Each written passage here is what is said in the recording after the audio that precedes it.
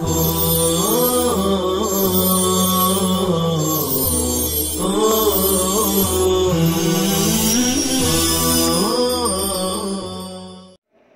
اللہ الرحمن الرحیم الحمدللہ وحدہ والصلاة والسلام علی من لا نبی بعدہ اما بعد۔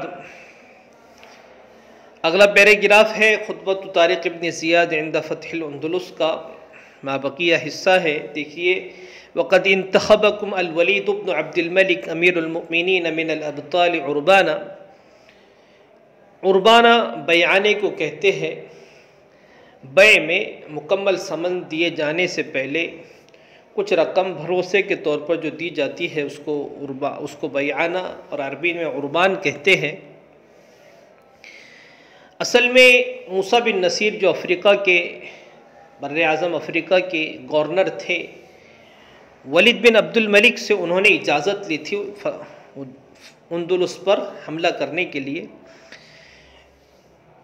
امیر المؤمنین ولید بن عبد الملک نے پہلے ہی مرحلے میں مکمل طور پر فوج کشی سے منع کیا تھا اور کہا تھا موسیٰ بن نصیر کو کہ چند ہزار کی ٹکڑیاں بھیجی جائے اور فریق مخالف اور دشمن کی فوجی قوت کا اندازہ لگایا جائے۔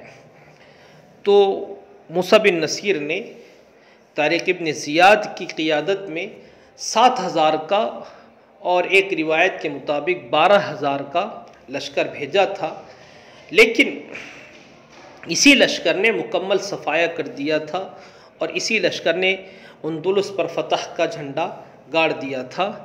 تو اسی مشورے کی طرف اس جملے میں اشارہ کیا گیا ہے کہ وَقَدْ انْتَخَبَكُمْ الولید بن عبد الملک امیر المؤمنین من الابطال عربانہ۔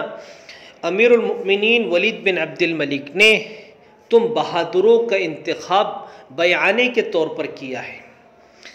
امیر المؤمنین ولید بن عبد الملک نے تم بہادروں کا انتخاب بیعانے کے طور پر کیا ہے۔ وَرَضِيَكُمْ لِمُلُوكِ هَذِهِ الْجَزِيرَةِ أَسْحَارًا وَأَخْتَانًا، اور اس جزیرے کے بادشاہوں کے لیے تمہیں داماد کے طور پر پسند کیا ہے۔ سحرن کی جمع اسحار اور ختن کی جمع اختان دونوں مترادف ہیں۔ ثقة منہ بارتیاحکم للتعانی وسماحکم بمجالد الابطال والفرسان۔ مجادلہ مقاتلہ کے معنی میں ہے جنگ کرنا، ابطال بطل کی جمع ہے، بہادر کو کہتے ہیں، فرسان فارس کی جمع شہ سوار۔ ثقة منہ بارتیاحکم للتعانی وسماحکم بمجادلة الابطال والفرسان، اس لیے کہ انہیں تمہارے نیزہ بازی کے جذبے اور بہادروں اور شہ سواروں کے ساتھ جان نثاری کے ساتھ لڑنے کے جذبے پر بھروسہ ہے، اس لیے کہ انہیں تمہارے نیزہ بازی کے شوق اور بہادروں اور شہ سواروں کے ساتھ جان نثاری کے ساتھ لڑنے کے جذبے پر بھروسہ ہے۔ لِيَكُونَ حَظُّهُ مِنْكُمْ ثَوَابَ اللَّهِ عَلَىٰ إِعْلَاءِ كَلِمَتِهِ وَإِظْهَارِ دِينِهِ بِهَذِهِ الْجَزِيرَةِ، تاکہ تمہاری طرف سے انہیں حصے میں ملنے والا وہ ثواب ہو جو اللہ رب العزت اس جزیرے میں اس کے دین کو عام کرنے اور اس کے کلمے کو بلند کرنے پر دے گا، تاکہ ان کا حصہ تمہاری طرف سے ان کا حصہ وہ ثواب ہو جو اللہ رب العزت اس جزیرے میں اس کے دین کو عام کرنے اور اس کے کلمے کو بلند کرنے پر عطا کریں۔ وَلِيَكُونَ مَغْنَمُهَا خَالِصَةً لَكُمْ مِن دُونِهِ وَمِن دِينِ الْمُؤْمِنِينَ سِوَاكُمْ، اور تاکہ اس جزیرے کا سارا مال غنیمت صرف تمہارا ہو، تمہارے سوا نہ عام مومنین کا ہو نہ امیر المؤمنین کا ہو۔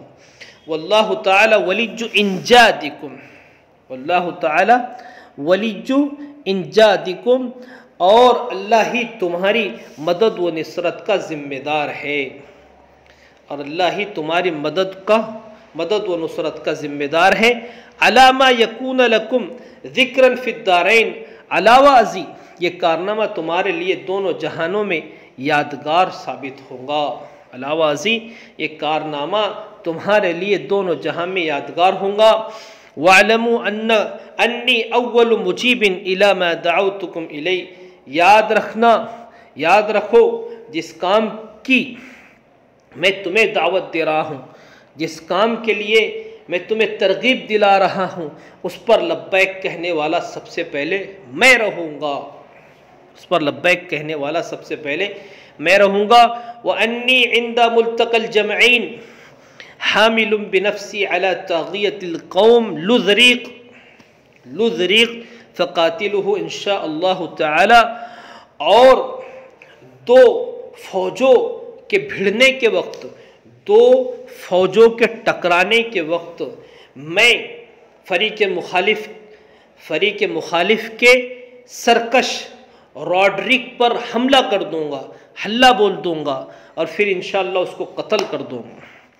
وَأَنِّي عِنْدَ مُلْتَقَى الْجَمْعَيْنِ حَامِلٌ بِنَفْسِي عَلَى طَاغِيَةِ الْقَوْمِ لُذْرِيقٍ فَقَاتِلُوا إِنْ شَاءَ اللَّهُ تَعَالَى، اور میں دو لشکروں کے آپس میں بھڑنے کے وقت فریق مخالف کے سرکش فرد روڈرک پر حملہ کر دوں گا اور انشاءاللہ اس کو قتل کر دوں گا۔